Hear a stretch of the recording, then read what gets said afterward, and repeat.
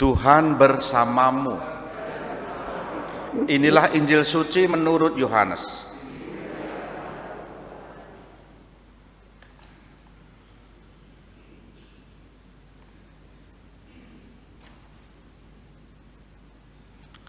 Sekali peristiwa berkatalah Yesus kepada orang-orang Farisi, "Aku berkata kepadamu, sesungguhnya siapa yang masuk kandang domba tidak melalui pintu, tetapi dengan memanjat tembok, dialah seorang pencuri dan perampok. Tetapi siapa yang masuk melalui pintu, dialah gembala domba. Penjaga akan membukakan pintu baginya, dan domba-domba mendengarkan suaranya.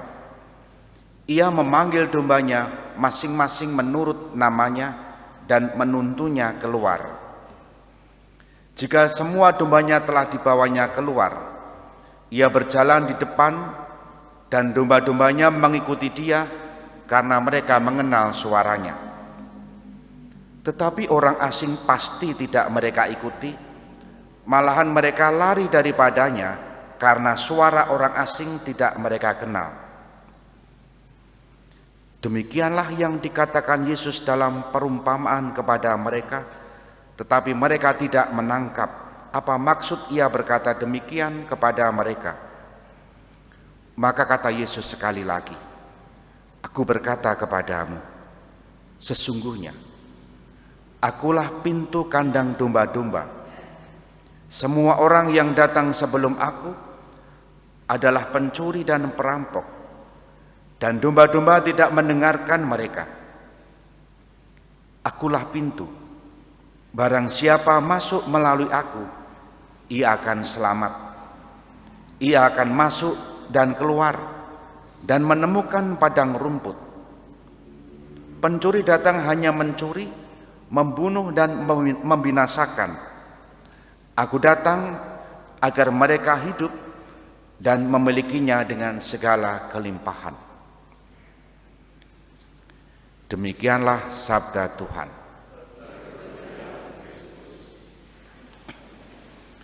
Saudari-saudara yang dikasihi Tuhan, selamat pagi, berkah dalam. Ada satu istilah yang barangkali di antara kita pernah mendengar, mendaku. Dari kata dasar aku kan, apa kira-kira? Mendaku, menghai ya. Iki hakku, iki wekku, iki milikku. Mendaku, mengaku aku. Nah, banyak orang yang mendaku, mengaku aku. Misalnya ya, ekstrim, contoh ekstrim ya, mengaku sebagai panitia penerimaan surga, itu kan ada. Yang secara tidak sadar muncul ungkapan-ungkapan bahwa yang tidak bersama dengan kelompoknya lalu apa ya, kafir ya, lalu masuk neraka jahanam, macam-macam hal. Artinya dengan mendaku itu sudah ada batas yang jelas antara aku dan kamu. Aku selamat, kowe ora. Aku sukses, kowe ora. Aku bahagia, kamu tidak. Ada dualisme seperti itu. Nah, bacaan pertama suasananya seperti itu. Jadi ketika kekristenan berkembang dan diikuti oleh mereka yang tidak bersunat, orang yang tidak bersunat, lalu orang-orang Yahudi yang bersunat merasa, loh kok orang lain juga percaya kepada Yesus, kok mereka juga percaya.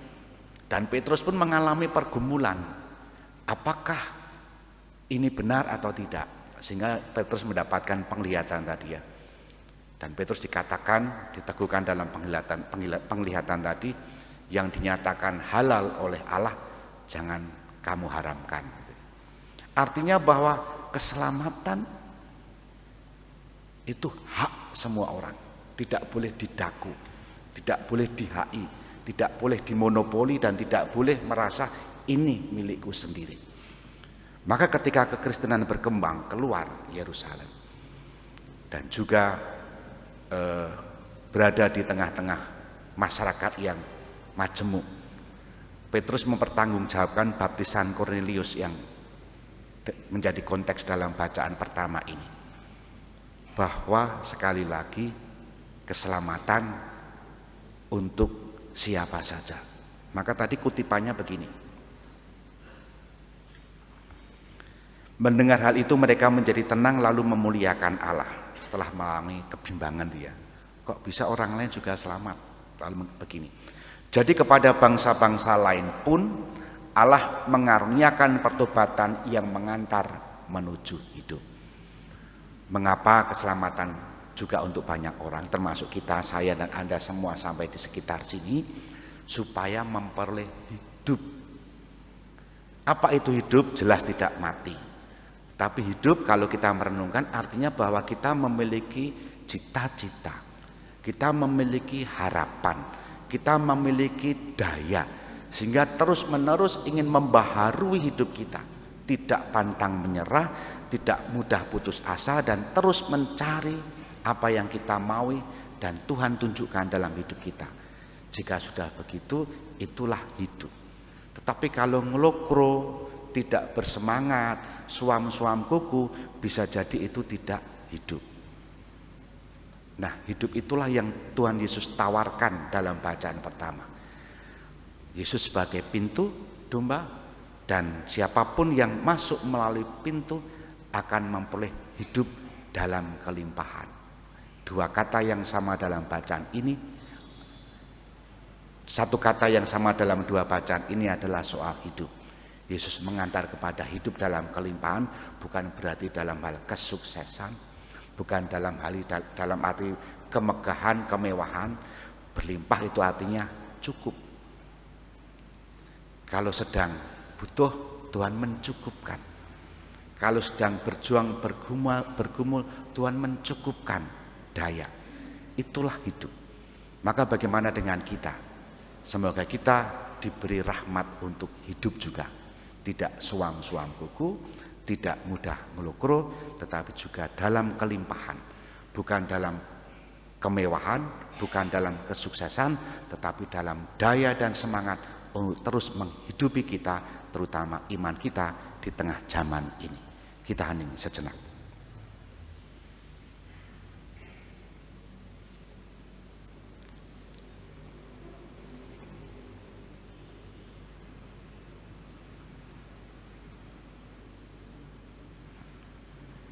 Dimuliakanlah Yesus yang dulu hidup, sekarang dan selama-lamanya. Amin.